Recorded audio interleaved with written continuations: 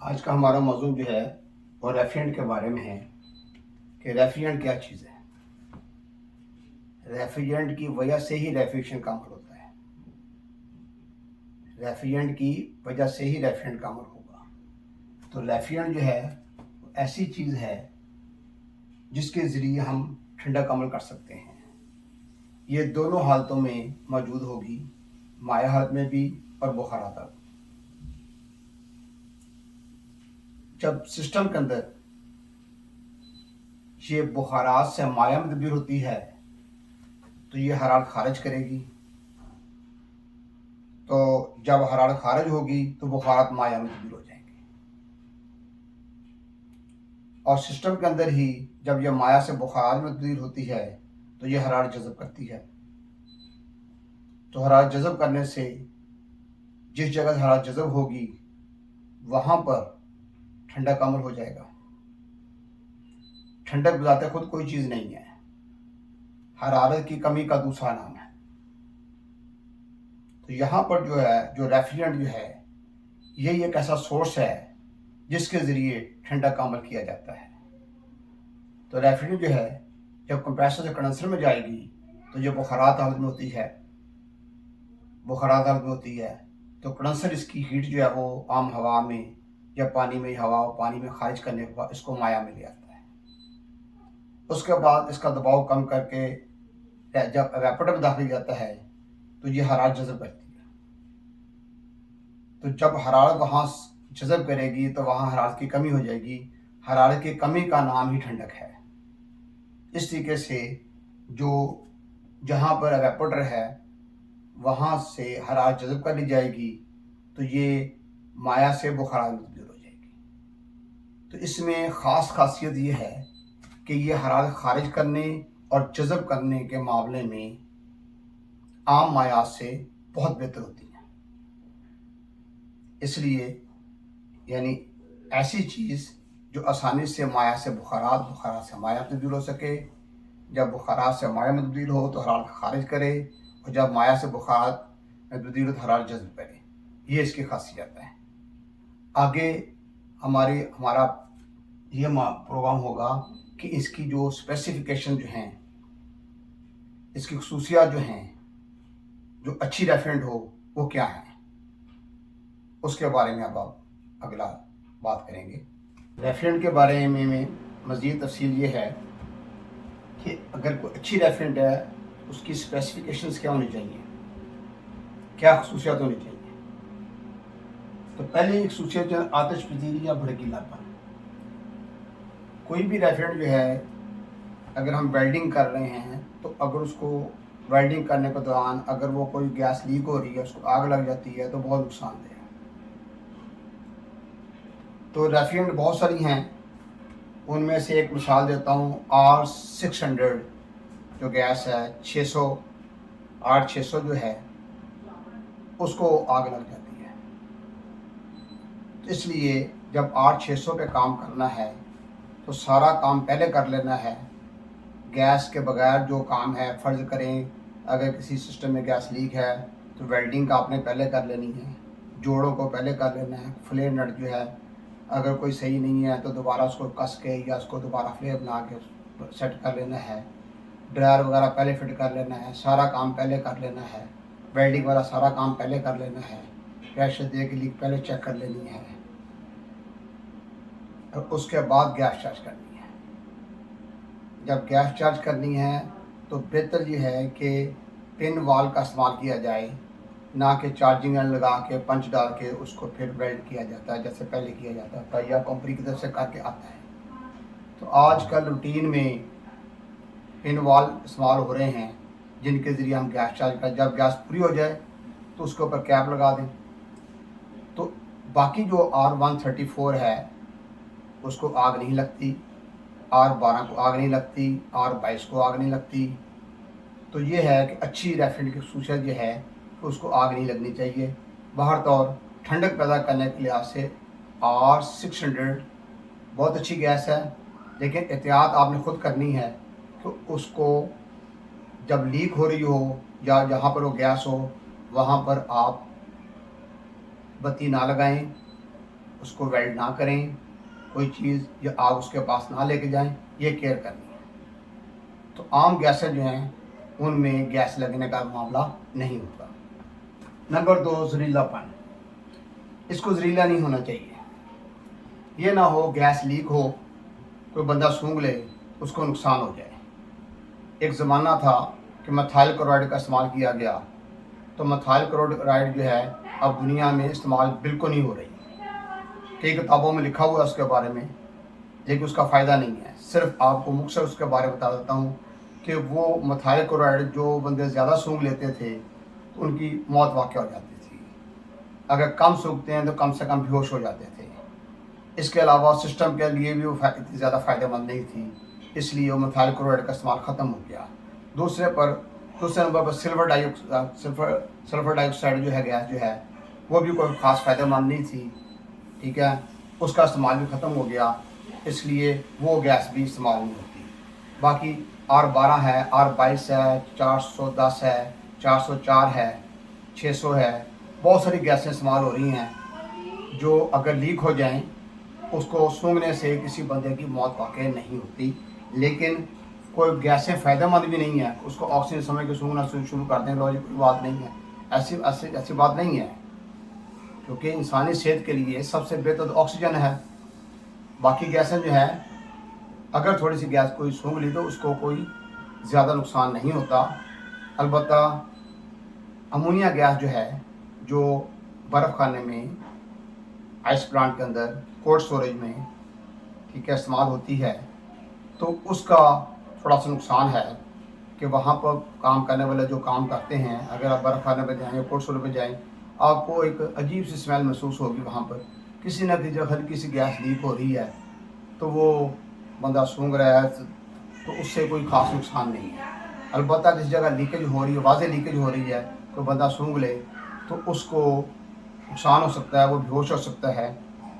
अगर ऐसी हालत हो फ़ौरी तौर पर उसको खुली जगह ले जाएँ उस शख्स को, ताकि उसको नुकसान ना हो, ठीक है, और आम हवा में ले जाएँ, उसको गर्म दूध पिलाएँ। तो ये जो उसके अलावा अगर ज़्यादा मामला ख़राब हो तो डॉक्टर से कंसल्ट कर लिया जाए।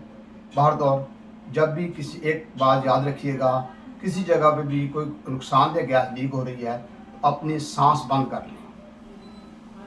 जब सांस बंद कर लेंगे आपको कोई नुकसान नहीं होगा, कोई नुकसान नहीं होगा। अगर किसी जगह लीक है, वाल्व बंद करने से लीक बंद होती है, आप सांस बंद करके फ़ौरी तो वाल्व बंद कर दें। या जैसा भी है, आपने अपने आप को सेफ करना है। तो जब हम रेफ्रिजरेटर पे काम कर रहे हैं, डीप फ्रीज़र पे काम कर रहे हैं, ठीक है, उनमें 134 गैस चार्ज करते हैं, पहले 112 नंबर गैस होती थी, तो अब उनको अगर हम सूंघते हैं तो नुकसानदेह है। और तो उस वक्त भी मैं सबको नसीहत यह करता हूँ कि आप अपनी सांस रोक लें। जब वो गैस लीक हो रही है तो बेहतर यह है कि अपने आप को सेफ करें। तो बाहर तो गैस ऐसी होनी चाहिए जो जहरीलापन ना हो। तो जहरीलापन वाली गैसें इस्तेमाल दुनिया में नहीं हो रही, इसलिए कोई परेशानी वाली बात नहीं है, ना कोई टेंशन लेने की जरूरत है। नंबर 3, तेज़ाबी खसियत। अब तेज़ाबी खसियत ये है कि आपने गैस चार्ज कर दी किसी फ्रिज में, उसके बाद उसके पाइप लीक होने शुरू हो गए उस गैस की वजह से। ये तो गलत चीज़ है। तो मार्केट में गैसें मिलती हैं, बाज़ गैसें बहुत सस्ती मिल जाती हैं और वो अच्छी नहीं होती। वो साल 1.5 साल के बाद एवापोरेटर लीक होना शुरू हो जाता है फ्रिज का। तो ऐसी गैस इस्तेमाल नहीं करनी, अच्छी गैस इस्तेमाल करनी है। जब भी गैस इस्तेमाल करनी, अच्छी गैस इस्तेमाल करें, ठीक है ना। अलबत्ता जैसे मिथाइल क्लोराइड, सल्फर डाइऑक्साइड गैसें थी, वो ट्यूबों के लिए नुकसानदेह थी। लेकिन इस वक्त जो है अमोनिया गैस जो इस्तेमाल हो रही है, अमोनिया गैस जो है वो एल्युमिनियम के लिए और कॉपर के लिए नुकसानदेह है।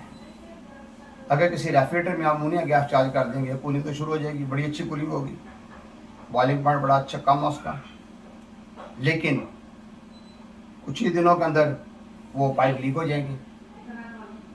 खासतौर एवापोरेटर बहुत जल्दी लीक हो जाएगा। अलबत्ता लोहे पर कम असर करती है, इसलिए बर्फ़ खाने में और कोल्ड स्टोरेज के अंदर जहाँ अमोनिया गैस इस्तेमाल होती है, वहाँ पर लोहे के सारे पाइप लोहे के इस्तेमाल किए गए हैं। एवापोरेटर पूरा लोहे का है, कंडेंसर भी लोहे का है, हैंड एक्सपेंशन वाल्व लोहे का है, लिक्विड सीलर लोहे का, जो भी चीज़ें वहाँ पर इस्तेमाल हो रही हैं, ठीक है ना, तमाम लोहे की हैं। लोहे को भी ये कुरेद के खाती है, उसको नुकसान देती है, लेकिन बहुत कम नुकसान देती है। तो इसलिए बर्फ़ आने वाले क्या करते हैं कि जनाब इस एवापोरेटर को 5 साल हो गए हैं इस्तेमाल होते हुए, अब ये लीक होने के करीब हो गया है। तो वो कहते हैं अब तमाम गैस जो है ना, वो एक ड्रम सा बना होता है लिक्विड सी, उससे कहते हैं उसमें सारी गैस इकट्ठी कर लेते हैं, उसको दोबारा नया लगा देते हैं, पुराना लोहे का भाव भेज देते हैं। इस तरीके से गैस ऐसी होनी चाहिए जो ट्यूबों के लिए, धातुओं के लिए नुकसानदेह ना हो। तो R12 बिल्कुल नुकसानदेह नहीं है, R22 बिल्कुल नुकसानदेह नहीं है। अब हमने एसी देखे हैं जिनको 20-20 साल हो गए चलते हुए, उसकी वजह से लीक नहीं हुआ। ऐसी रेफ्रिजरेटर देखी हैं मैंने 34 ईयर गुजर गए हैं, 34 साल गुजर गए हैं, R12 गैस है, उसने कोई डैमेज नहीं किया उसने। इसी तरीके से R134 है, वो डैमेज नहीं करती, 404 डैमेज नहीं करती। तो जो गैसें हैं वो अच्छी गैस है जो इसको डैमेज ना करे। तो बाहर तो इस वक्त जो भी गैसें इस्तेमाल हो रही हैं, मोस्टली गैसें ऐसी हैं जो एवापोरेटर को, कंडेंसर को और उसकी ट्यूबों को नुकसान नहीं देती। आगे चलें, दर्जा खराब, ये बहुत अहम पॉइंट है, बहुत ही अहम पॉइंट है। तो किसी भी रेफ्रिजरेटर की खसूसियत के अंदर जो है उसका बॉइलिंग पॉइंट जो है वो बहुत ही अहम है। उसका बॉइलिंग पॉइंट जो है बहुत अहम है। तो बॉइलिंग पॉइंट जो है, नुक्ता खलाव जो है, ठीक है, इसको बहुत ध्यान से समझना है। अब ये गौर करें ज़रा कि पानी, बर्फ़ जो है अगर किसी जगह है रखते हैं, वो गर्मी जज़ब करती है। पानी ठंडा वो गर्मी जज़ब करेगा, और ठंडा पानी कम गर्मी जज़ब करेगा, बर्फ़ ज़्यादा गर्मी जज़ब करेगा। अगर बर्फ़ की निस्बत बहुत ही कम दर्जा हरारत वाली कोई चीज़ होगी तो उससे बहुत ज़्यादा गर्मी जज़ब करेगी। तो पानी का फ्रीजिंग पॉइंट जो है, नुक्ता इंजमाद जो है, उस पर गौर करें। वो 32 डिग्री फ़ारेनहाइट है।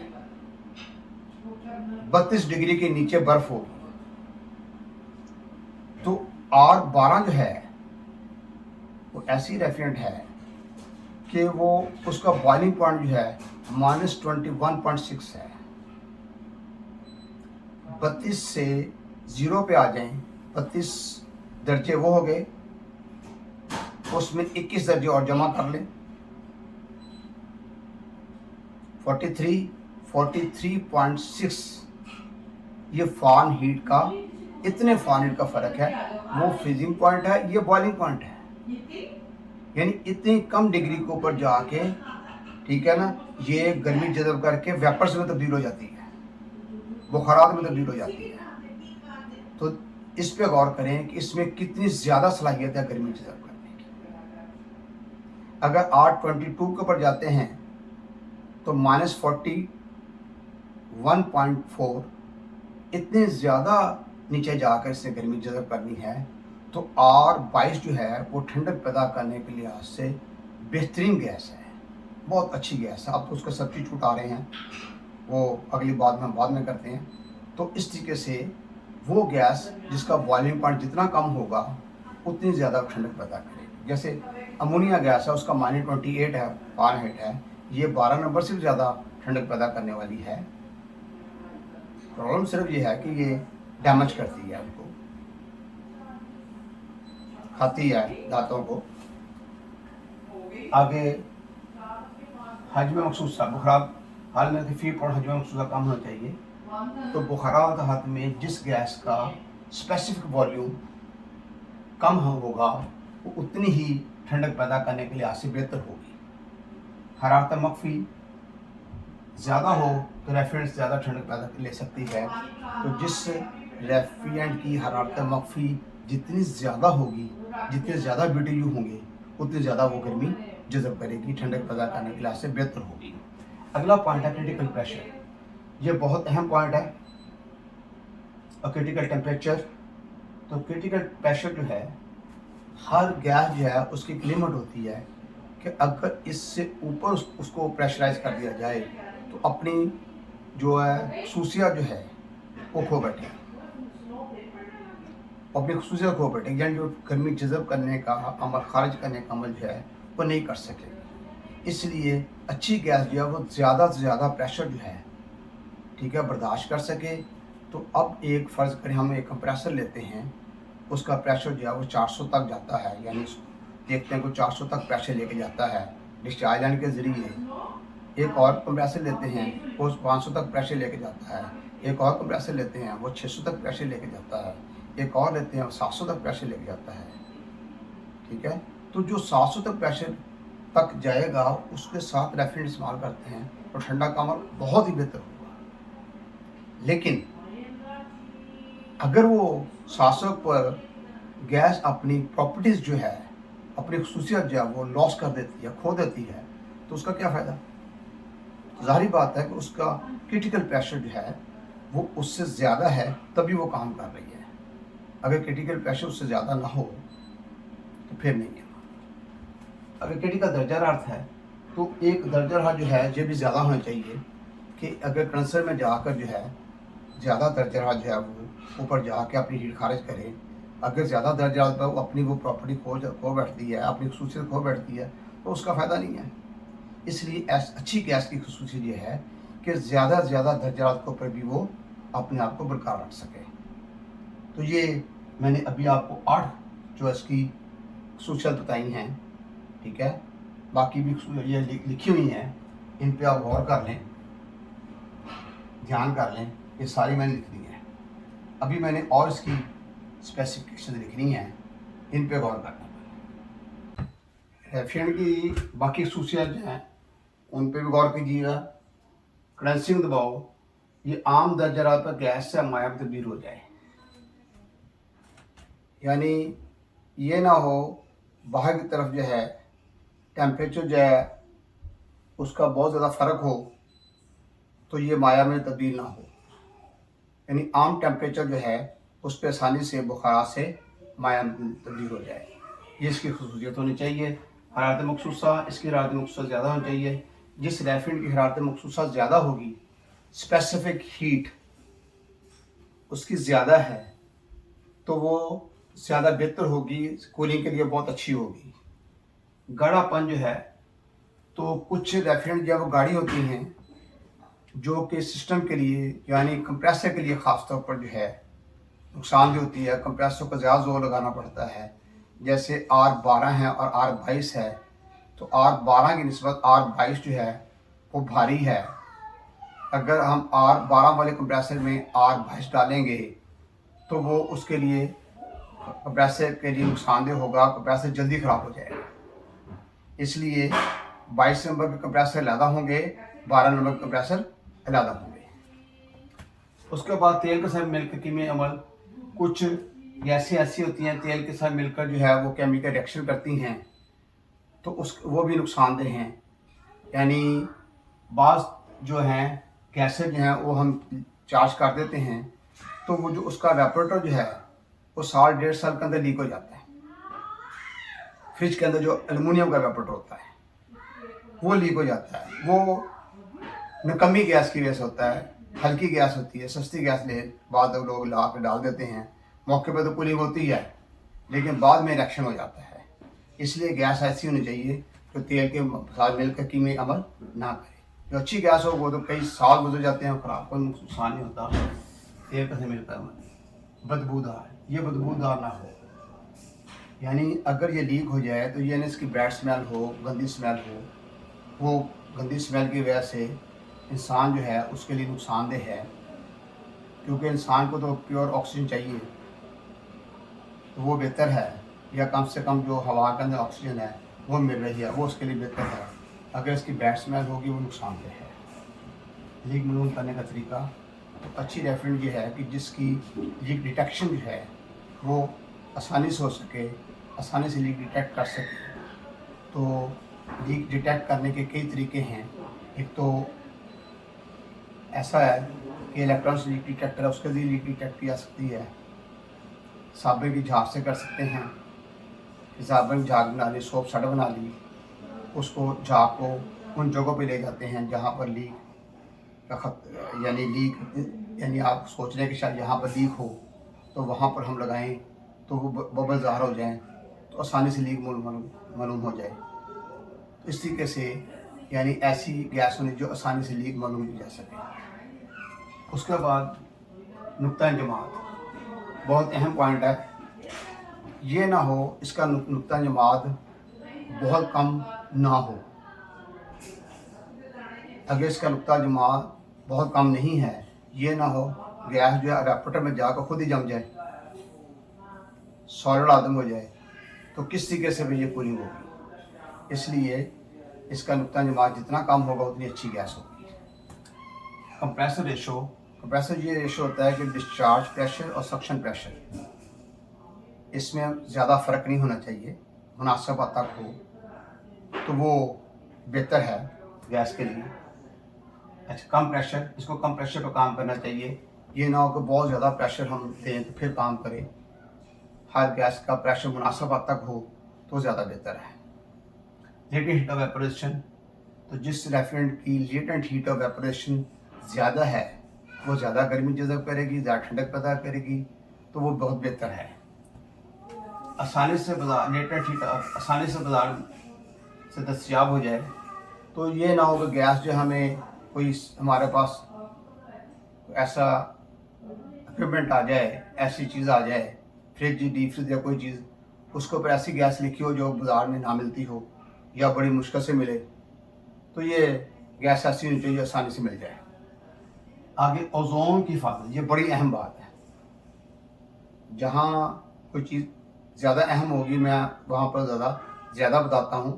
तो ये ऐसा है कि दुनिया में पहले तो गैसें बन गई, बनने के बाद इस्तेमाल होती रहीं, बाद में जो ओजोन है उसको कुछ गैसों ने नुकसान पहुँचाया, जिससे साइंसदान कॉन्शियस हो गए कि ऐसी गैस नहीं होनी चाहिए।